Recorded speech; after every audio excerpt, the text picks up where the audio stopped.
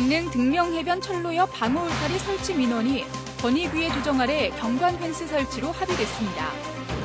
강릉의 한 농협마트에서 4년 전 육류 재고 물량이 많아 횡령 의혹이 불거진 가운데 담당 업무자와 전 조합장은 수요 예측을 잘못해 남은 물량을 규정대로 처리했다고 해명했습니다.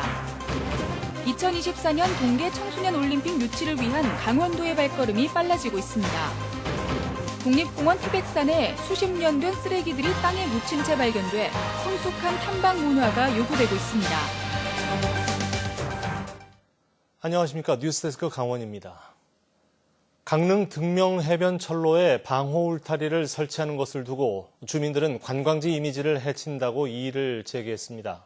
이에 따라 국민권익위원회 조정 아래 관광지에 어울리는 경관 펜스를 설치하기로 합의했습니다. 이용철 기자가 보도합니다. 오는 12월부터 강릉선 KTX가 동해역까지 연장 운행되는 영동선 등명해변 구간입니다. 하루에도 수십 차례 열차가 오고 가는 곳이지만 주민과 관광객의 안전을 위한 방호 울타리는 보이지 않습니다.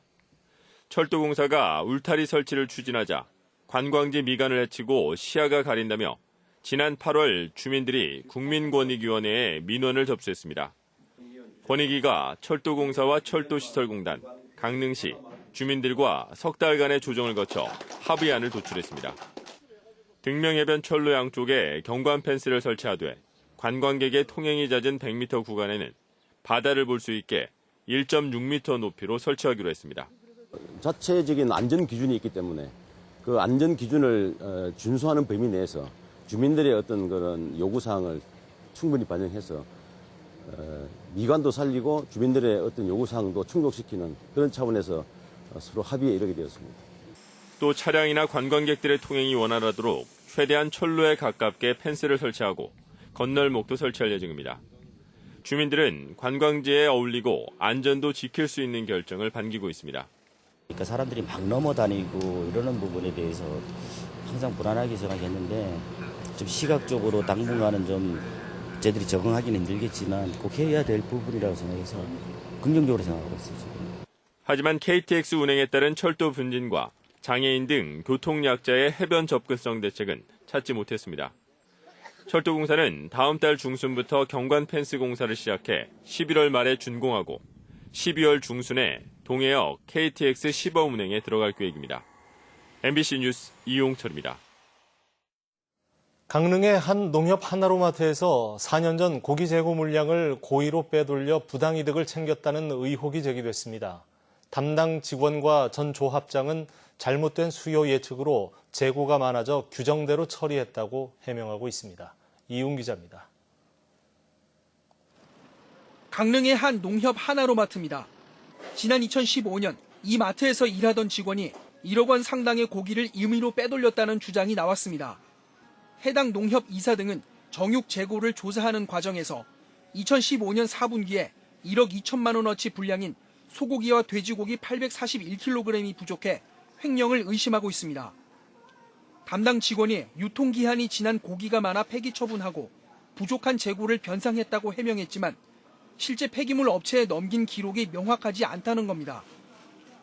이 때문에 많은 양의 고기를 빼돌려 특정 정육업체에 팔아넘겨 부당이득을 챙긴 것으로 보고 있습니다.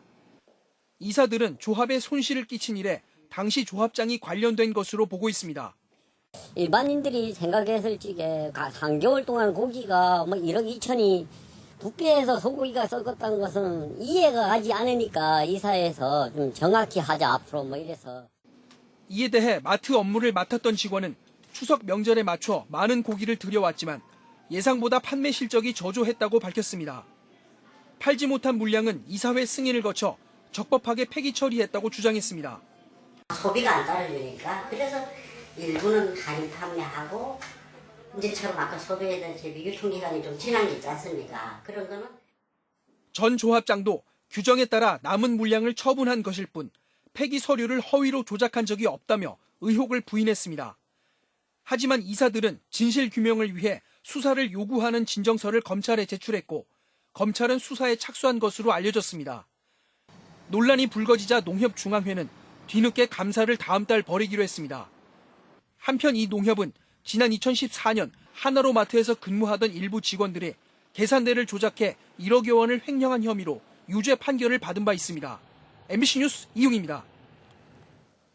강원도가 2024년 동계 청소년 올림픽 개최를 위한 움직임을 본격화했습니다. 지난달 대회 유치를 선언한 뒤 한 달 만인데요. 개최지 선정까지 남은 시간도 석 달밖에 없습니다. 이재규 기자가 보도합니다. 2024년 동계 청소년 올림픽 유치를 위한 강원도의 발걸음이 바빠졌습니다. 강원도와 2018 평창 기념재단, 국내 11개 동계 경기단체 대표들이 한자리에 모였습니다. 13개 기관은 업무 협약을 맺고 올림픽 등 국제대회 유치에 힘을 모으기로 했습니다. 강원도는 IOC의 우선 협상 대상국으로 지정돼 내년 1월 개최지 선정에서 유리한 고지를 밟은 것이 사실입니다. 유치는 사실상 확정적이다. 가능성이 아주 높다고 말씀드릴 수가 있겠습니다.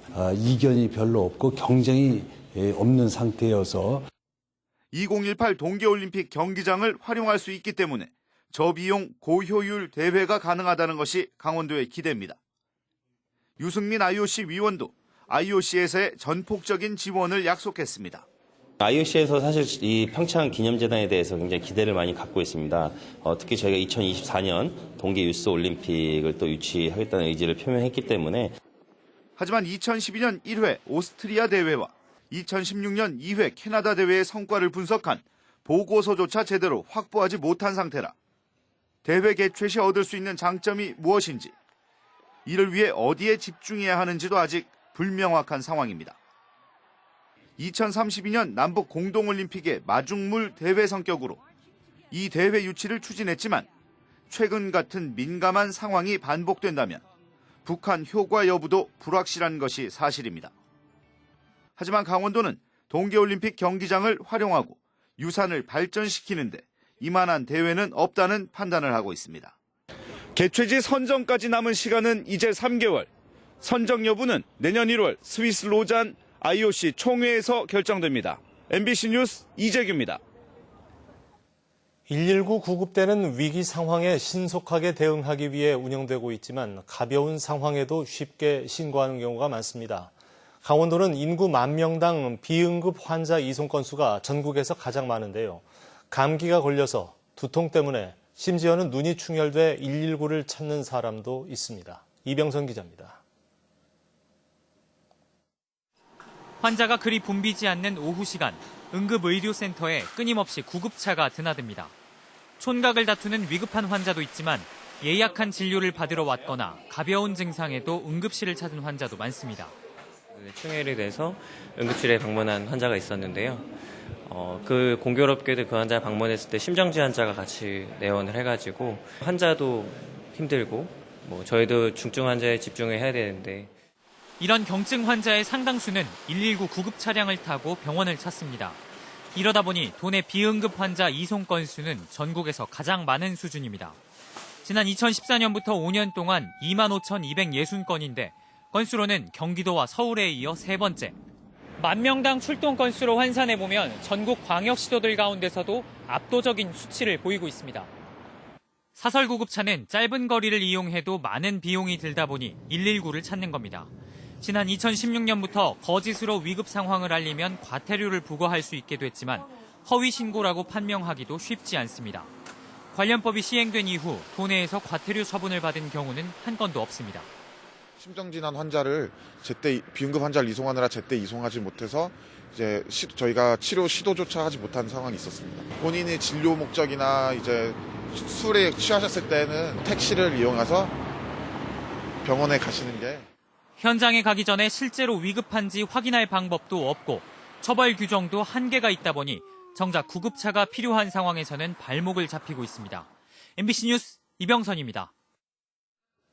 지금은 산행 문화가 많이 좋아졌지만 과거에는 등산객들이 쓰레기를 무단 투기하는 경우가 적지 않았습니다. 국립공원 태백산에서 땅에 파묻힌 쓰레기가 대규모로 발견돼 국립공원 관리소에서 대대적인 수거에 나섰습니다. 홍한표 기자가 보도합니다. 태백산 정상 천재단 인근 만경대, 산 중턱에 오르자 땅속에서 파낸 쓰레기들이 무더기로 쌓여 있습니다. 지난 일주일 동안 파낸 쓰레기 양만 5톤에 이를 정도입니다. 쓰레기 대부분은 라면 봉지나 술병, 맥주캔 등 등반객들이 먹고 버린 겁니다. 1988년 8월 15일이라는 제조일자가 남아있는 등 대부분 30년 정도 묻혀있던 것으로 보입니다. 국립공원공단 직원과 자원봉사자 등 40여 명이 1시간 넘게 수거 작업을 벌였더니 쓰레기를 담은 포대가 100개 넘게 쌓입니다. 태백산을 찾아오는 모든 시민들이 즐겁고 행복한 하루를 보낼 수 있는 근거를 제공하는 데 있어서 깨끗한 자연환경을 저희가 복원하는 데 일조했다. 이것이 저희한테 상당히 오늘 보람된 하루였습니다. 국립공원 사무소 측은 아직 파내지 못한 쓰레기 양도 상당할 것으로 보고 작업을 이어갈 방침입니다. 저희들이 1차로 먼저 한 3톤 정도를 먼저 굴치 수거를 했고, 그리고 이번 기회에 그 나머지를 지금 굴치 수거할 예정입니다. 태백산 국립공원 사무소는 11월 중에 모아놓은 쓰레기를 헬기로 옮겨 처리할 예정입니다. 또 쓰레기 되가져오기 캠페인을 지속적으로 벌일 계획입니다. MBC 뉴스 홍한표입니다.